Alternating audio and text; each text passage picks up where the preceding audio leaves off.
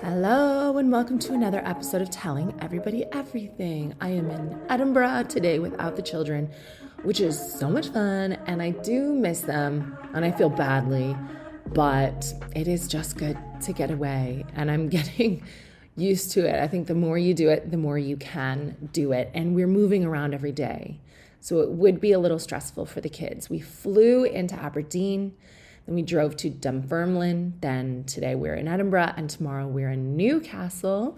And then the next day we're in Blackpool, and then we're home. And as soon as I get home, I have to drive home the evening from Blackpool. So we'll get in at like 2 a.m., I think. And then I have to work that morning, and I just haven't had a lot of time. We even have a stand-in nanny because it's Miriam's birthday. She's gone on holiday. And I just feel like it is only a matter of time before my children start calling her mom, because I'm out all day Monday, all day Tuesday, all day Wednesday, Tuesday night even. I have a very exciting charity gig with loads of other comedians at the Royal Albert Hall, and that is very rare to be able to see other comedians when we're all like ships passing in the night. So I'm super excited. Even just to play the Royal Albert Hall is like a lifelong dream. It is so beautiful, and it's a really wonderful charity as well. So I just can't wait. But then Thursday, again, I'm off to Ireland. And this brings me to a phone call I just received that has upset me a little bit. I don't think I'm upset, like sad. I'm very confusing because I will cry if I'm lost, like trying to find an address with a time constraint and I'm lost. This used to happen a lot before smartphones. Or when I'm angry. And I can't stay angry for very long, which was a bit of a superpower and a hindrance, because harmony is my favorite state of being. So I forgive people maybe too quickly, and then I just simmer with autoimmune disease. But anyway, self-care has not been high on my list. And by self-care, I even mean like going to the doctor. Like I have to have an arrangement with my dentist where I'll just call them if I find an hour and I'm like, any cancellations right now? And they're so nice to me and they're only down the road. They're like, yeah. So I will go to the dentist like as a last minute cancellation fill-in only. And I've had a mole on my arm that I told you about last week. I went and had removed. The only reason that they agreed to remove it was because I went to a fancy private place in South Kensington and I paid them $1,000. I don't believe that on the NHS they ever would have removed this mole, because I don't know how long ago. I'm looking through my emails to find out how long ago. I think 6 to 8 months ago, I went to another private clinic and gave them £300 for a 7-minute consultation. I was in that room for 7 minutes. And the doctor was like, I do melanoma on the NHS. It's all I do. I know all about skin cancer. I'm the man. This is not melanoma. Goodbye. He was really nice to me, and he gave me the news that I wanted. I think it's really easy to take a diagnosis of you're healthy and just walk away. You go, great, the doctor said I'm healthy, and you walk away and you don't think about it again, because that is the easiest news. But the mole kept changing, and I know a lot about melanoma. I've had stage 2 melanoma as a very young woman at age like 21 on my leg. And I've spoken about that before. Even that didn't like tremendously look like traditional melanoma to me, but fair enough. Like it had some discoloration and asymmetry, a little bit of black, a little bit of red. But I mean, it was a flat mole. It was not that bad, not that big, but it was stage 2 melanoma. So that was bad. And I had to have a full general anesthetic and a surgery to remove like a golf ball size of my leg, because if you know about melanoma, you'll know it is a deadly form of skin cancer. It does spread quickly. And I just felt like this mole wasn't right. It's on my arm. I showed pictures of it on my social media. This is like the hole from having it removed. I went in and I wanted the doctor to remove a bigger piece of it and stitch it up in a straight line. But even when he looked at it, he was like, not melanoma, totally fine. I will do the shave and send it away for histology. And then if it comes back of anything, if there's any borders that we missed, then we'll do the deeper cut. And I even went in, I was like, just do the deeper cut now, like just do it. And he's like, well, it's half the price for you and you don't need the deeper cut. Let's just take it off and we'll test it. And I thought, all right, we'll take it off and we'll test it. Fine. So he rang me today and it did come back melanoma. And he said, it's early melanoma. And he was shocked. He's like, it doesn't look like melanoma, but it is melanoma. and you need to come back on Monday, which I don't have time on Monday, but luckily he made some time for me in the afternoon. Again, I don't see this ever happening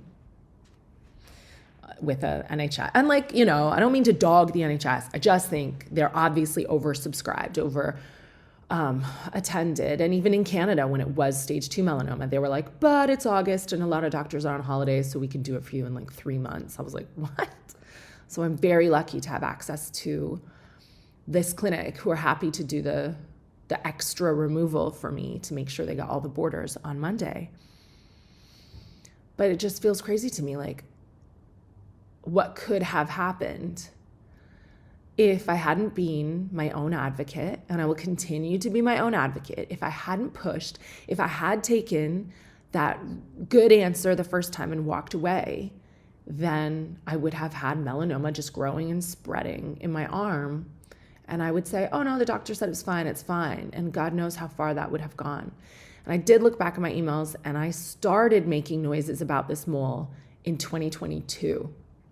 So that's 3 years ago. I messaged my private dermatologist who retired, and his secretary was like, well, he's retired, but maybe we can send you somewhere else. And then I never followed up. And then I messaged a private dermatologist in my area, and they were like, we want you to come into a consultation. And after that, maybe we'll take it off. And I just couldn't be fucked with that. I was too busy. I was like, no. So now it's 2025, and I finally got it removed. So it has been changing for 3 years that I know of. It may not have been melanoma that entire time, but it has been inflamed, and there's been an immune reaction against whatever's going on in that mole for at least 3 years that I have documented in my emails with photos as well. And I told my husband, Bobby, I called him as soon as I got off the phone, and I was upset when I called him just because I feel very lucky, but I also feel like, what the fuck? Like, it's not ideal to have melanoma twice in your life. I obviously have a genetic predisposition. I am someone with type 1, very fair Celtic skin. I have over 100 moles. That is the criteria. And I don't go in the sun. That's the thing. I wear SPF all the time. I cover my body. I cover my arms. I cover my face. But here's my second kind of go with melanoma that I know of. And now I'm thinking, fuck, what other moles do I need to have checked? So I need to go and do the mole mapping. I think every fair-skinned person just needs to be careful about that. The reason I haven't done it, though, is because I don't have a lot of time. Well, it sounds stupid to say now because, like, you can die from melanoma. So, like, if you want to have time, you have to make space in your day for these appointments. And the last pregnancy that I lost as well, I blamed myself because I didn't have time. I was like, I missed a few appointments. I should have been going to acupuncture. I shouldn't have been flying so much. I should have been getting IVs. I should have, but I just don't make that time.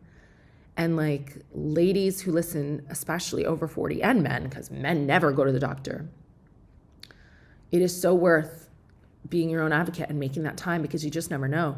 And the whole reason that I was reminded to go back was Beverly Hills Housewives, the Real Housewives of Beverly Hills, because I mentioned last week, Teddy Mellencamp pops up with one melanoma that turns to, oh, you have 16 melanoma and now it's in your brain.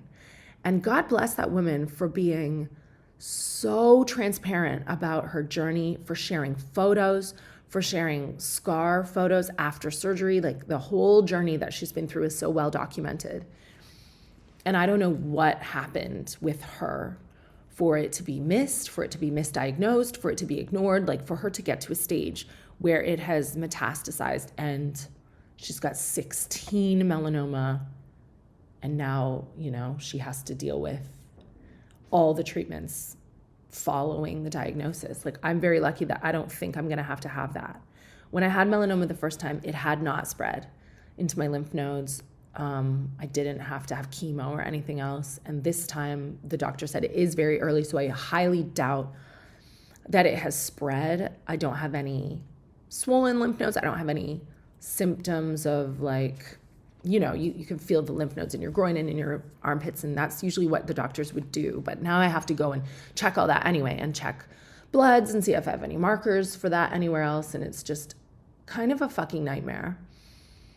But also I'm just so lucky that I have the wherewithal and the financial freedom to be like, take this mole off right now. And he was great, the surgeon. He's a plastic surgeon. I thought he was a dermatologist, but he's a plastic surgeon at this hospital where I went. He was great. He took it off, but he wouldn't have. Like, he looked at it and he was like, that's not melanoma. And I was like, okay, well, please take it off and test it. And it was melanoma. So, blah, blah, blah, blah, blah. And the kids have moles on their heads.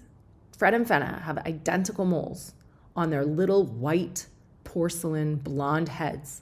And those moles change all the time. And I'm always photographing them in the bath. And like Violet the other day came in and I had Fred's hair separated. I was like, take a photo of this mole. And I think everyone sort of assumes that I'm nuts, but I know what I'm doing. I took Fred to a pediatric dermatologist about the mole on his head, and she said the same. She said, no, it's fine.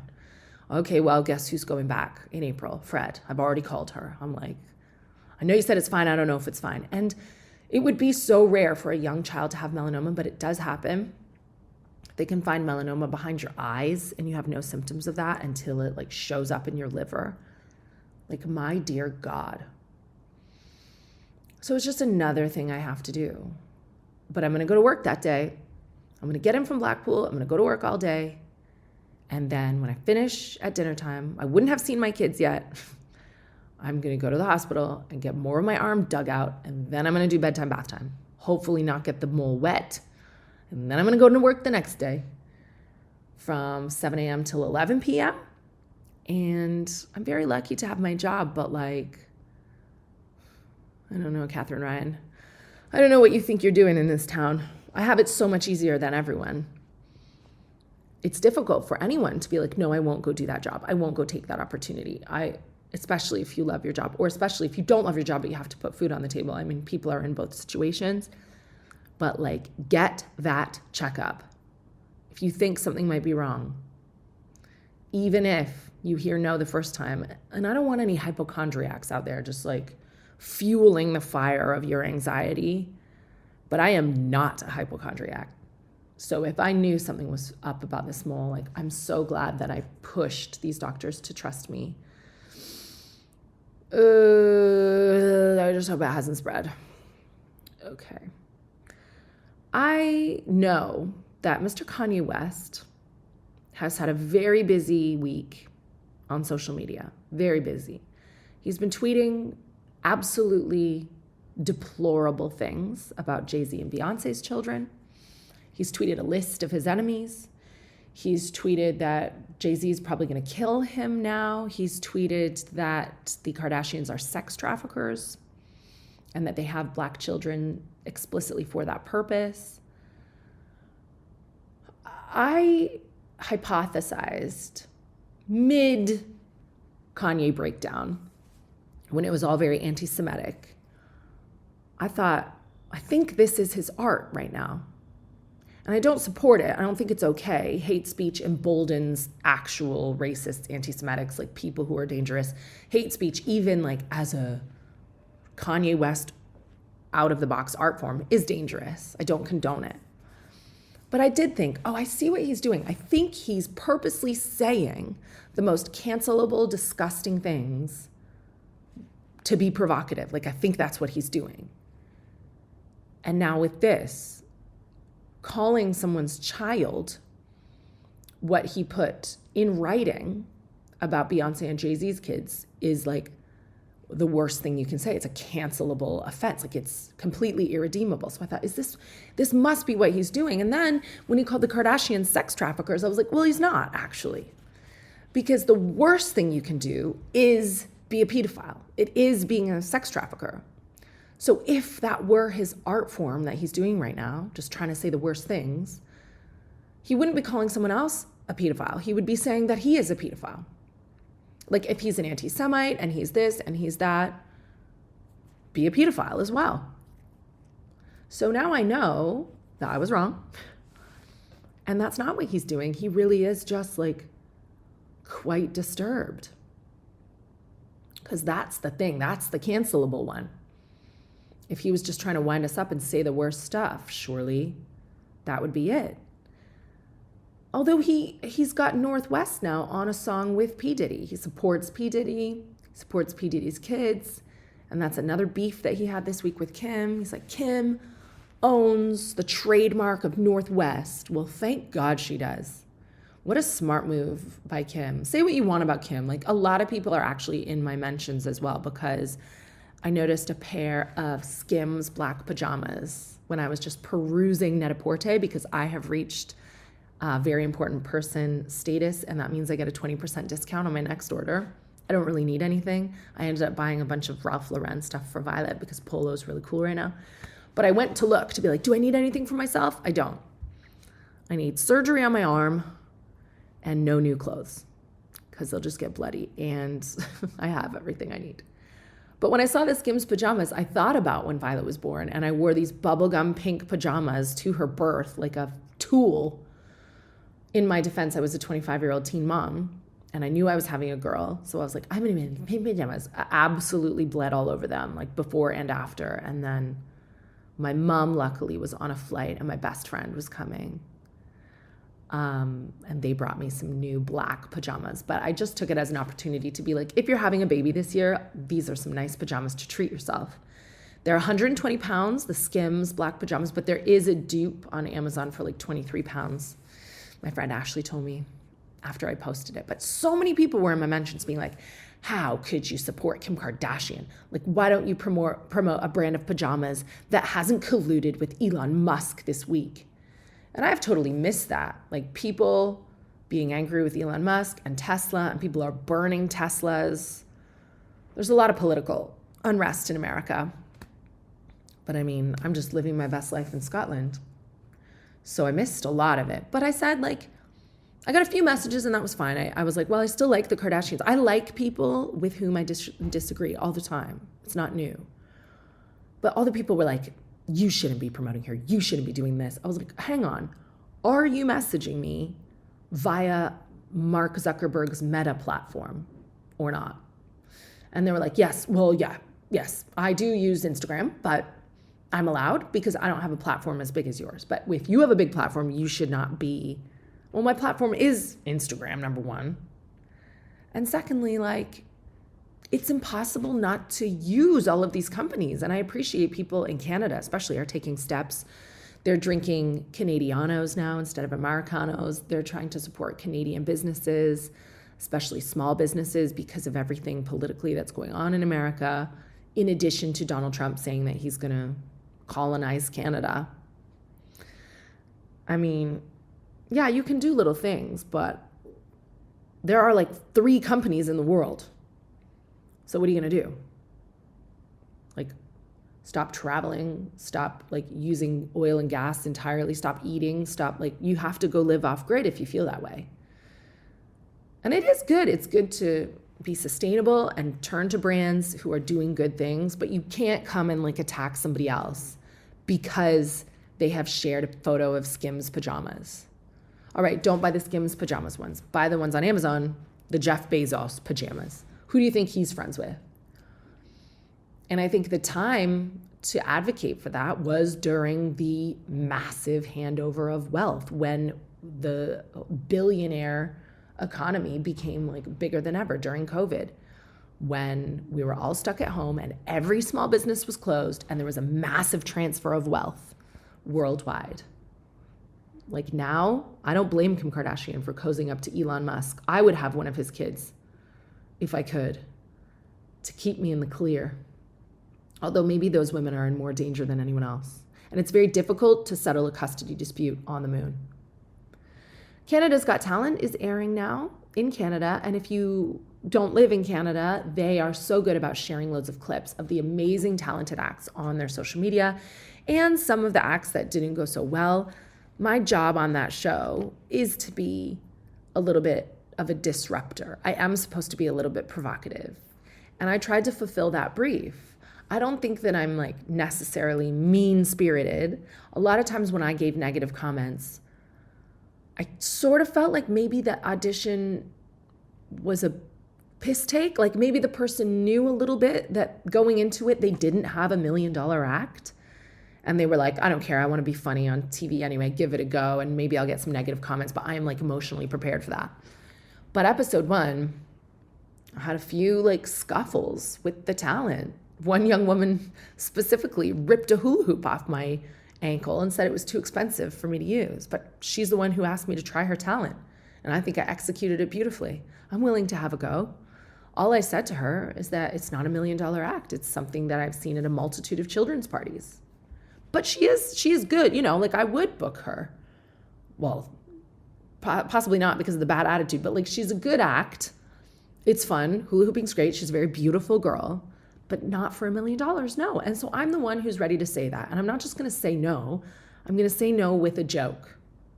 So I did say to a young woman, well, she was from Alberta, and I thought it was appropriate to make a Wayne Gretzky reference because she was also skating. And I said, Wayne Gretzky, famous Canadian ice hockey player, Wayne Gretzky said you miss 100% of the shots you don't take. And you're an example of how sometimes you miss the shots you do take as well. It's a little joke, possibly unnecessary to say when she's already on her way out, but like my job is to deliver jokes on the show. And I love Canada's Got Talent. Like there's so much talent. But why would they hire me? Think about it, Susan. Why would they hire me for me to like fly over and sit there and just be like, good job, buddy. Good job, buddy. Maybe next time, pal. No. I think I'm hired to come there as myself and to deliver what my craft is, which is telling jokes as often as I can. So that's what I'm there to do. And I don't mind being a disruptor. And I've got a lot of older ladies in my mentions now commenting on my photos being like, you are a bad person. You are mean. And I won't be watching. And I think that's good. That can only be a positive sign. I don't set out to upset anybody ever. But like, I wouldn't want to just be there invisibly and create no drama for the show. And it's a great show. And if you don't want to see me being mean, I'm only mean like maybe twice a night. And there's loads of incredible talent, like international talent. I got to get to Japan. This is on my bucket list. I got to get to Japan because two of the funniest acts that I've ever seen were Japanese. Like they bring a real like Japanese game show, silly element. I just loved seeing them so much. I looked forward to every single act that walked on that stage. I was like, something's going to be incredible. So you can watch almost all of the clips as every episode comes out on Instagram. If you live in Canada, then you can watch it on CTV. But it's so much fun even to watch the clips, and you can share the clips on Instagram. And then maybe one day they'll let me be on Britain's Got Talent. And then you can watch me be mean there.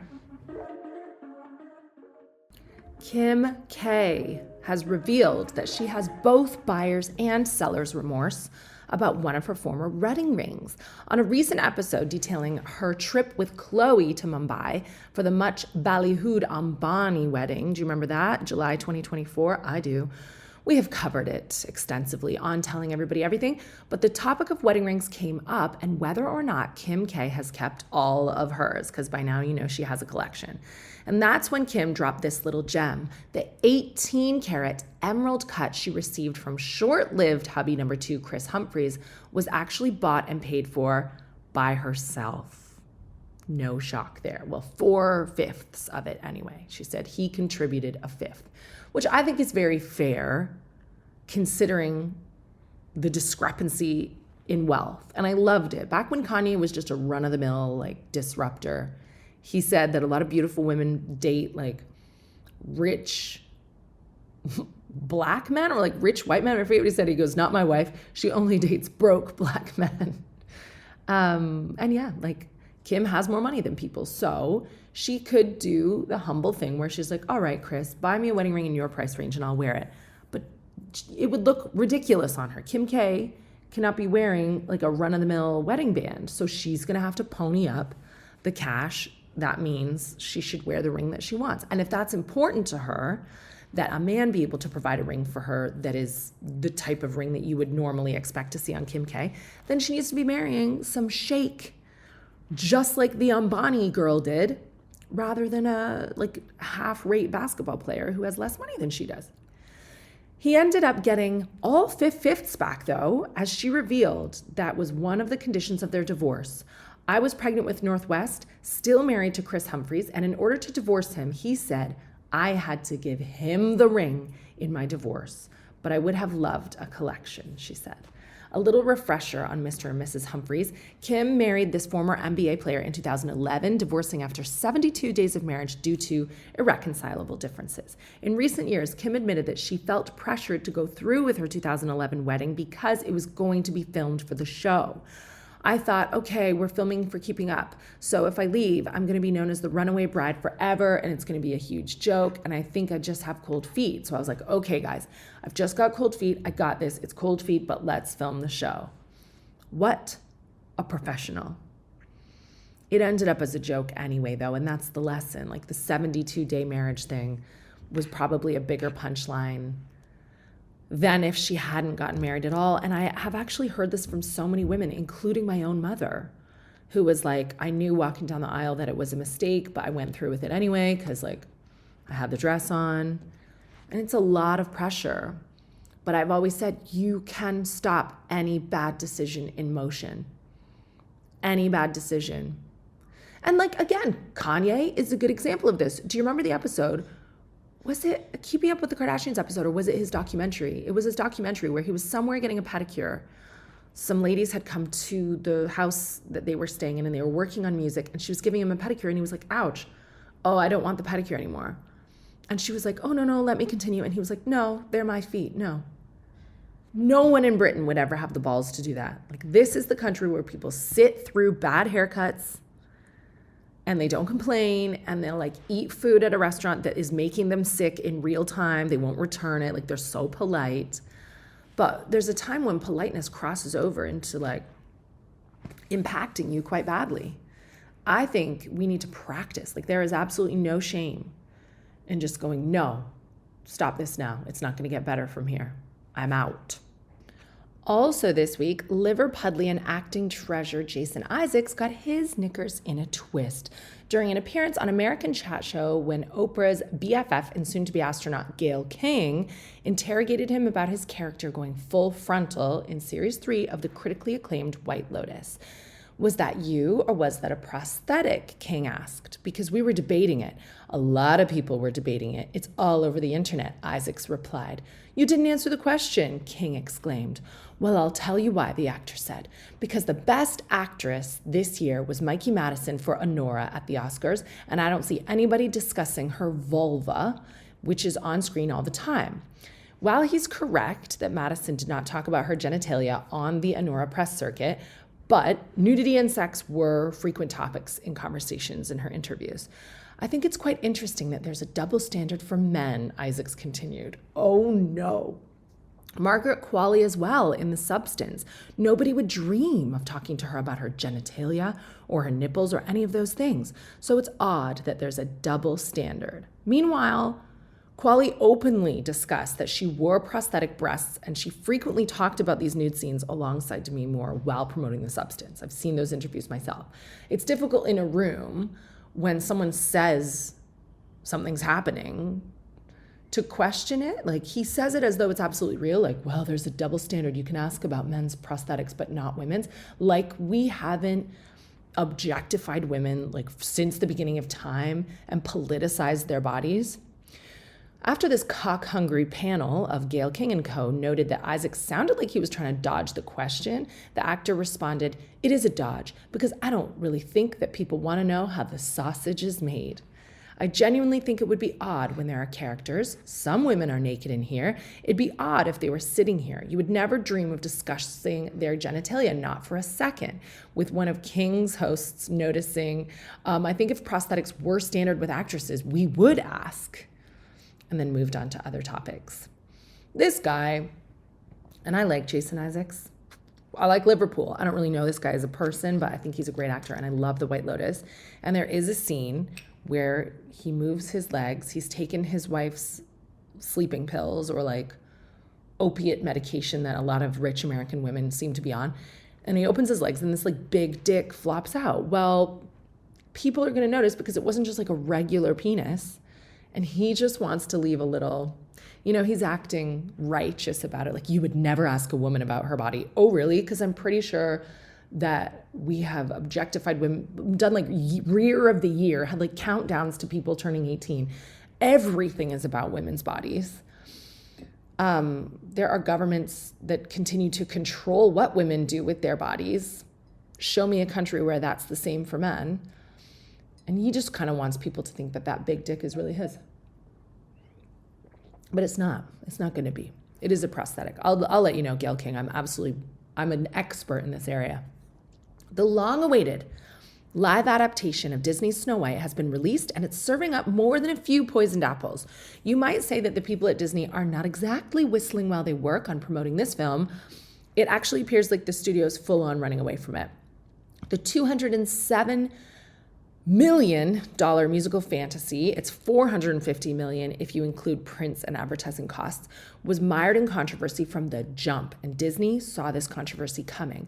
When it reopened its renamed Snow White's Enchanted Wash ride at Disneyland in 2021, it was hit with criticism that the upgraded experience still included Prince Charming kissing a sleeping Snow White, so without her consent. The kiss was one of true love, not lust, because the prince thought she was dead, it was explained.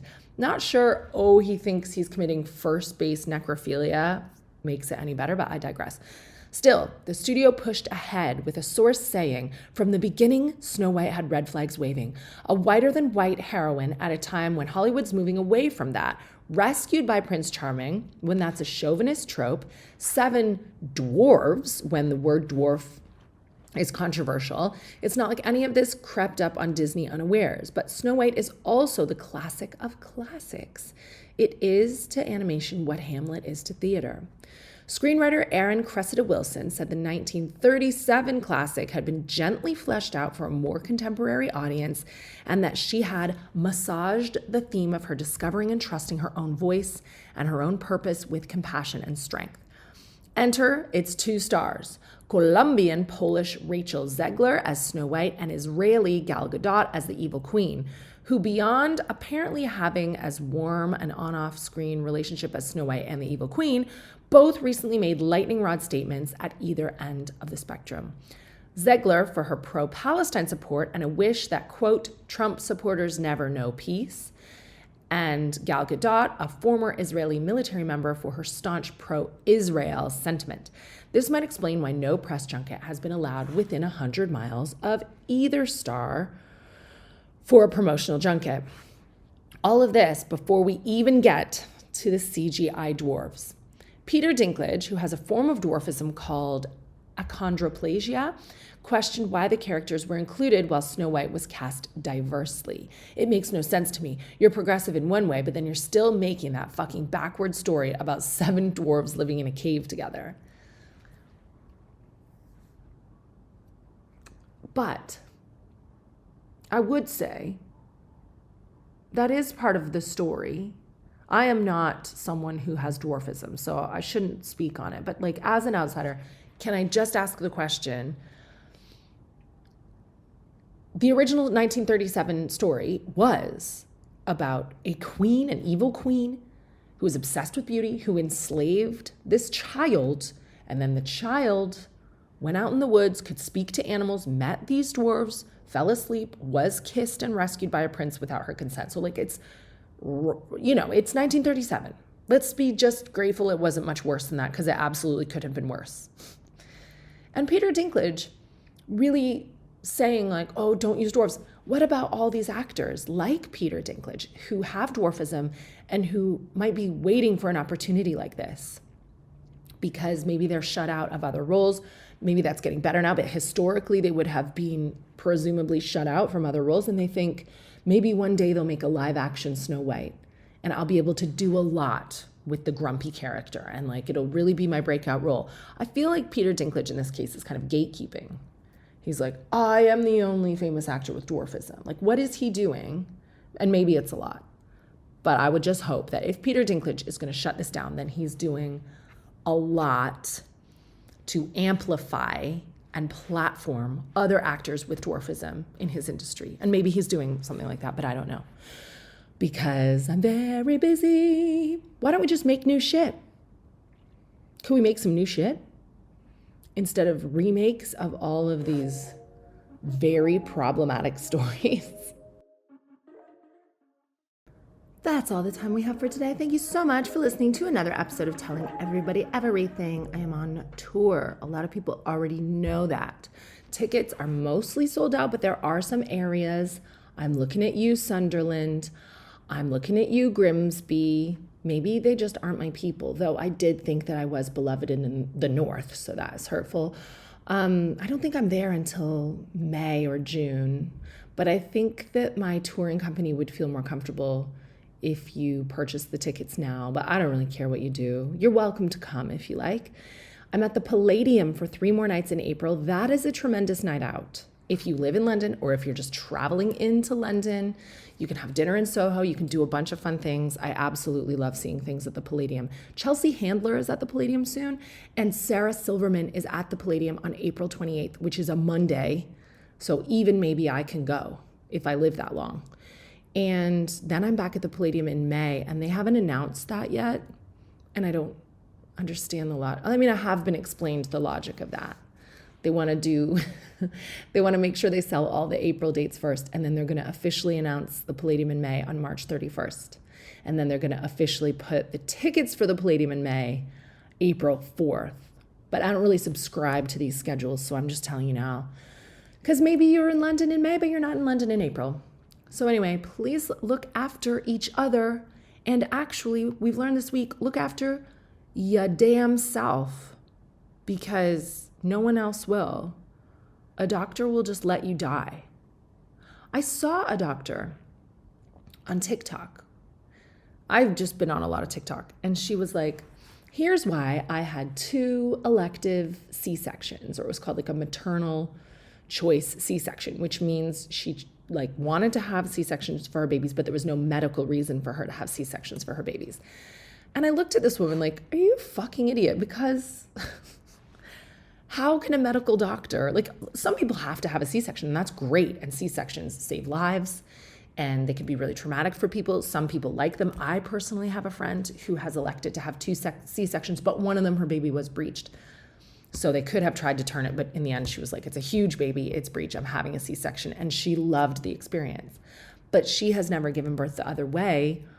And you are cut, it's a serious surgery. And then they give you a human to look after when you've just had major abdominal surgery. So as a doctor especially, it would not be my first point of call. It's just, I have lost so much faith. So you know your body better than anyone else knows your body. So please look after yourself.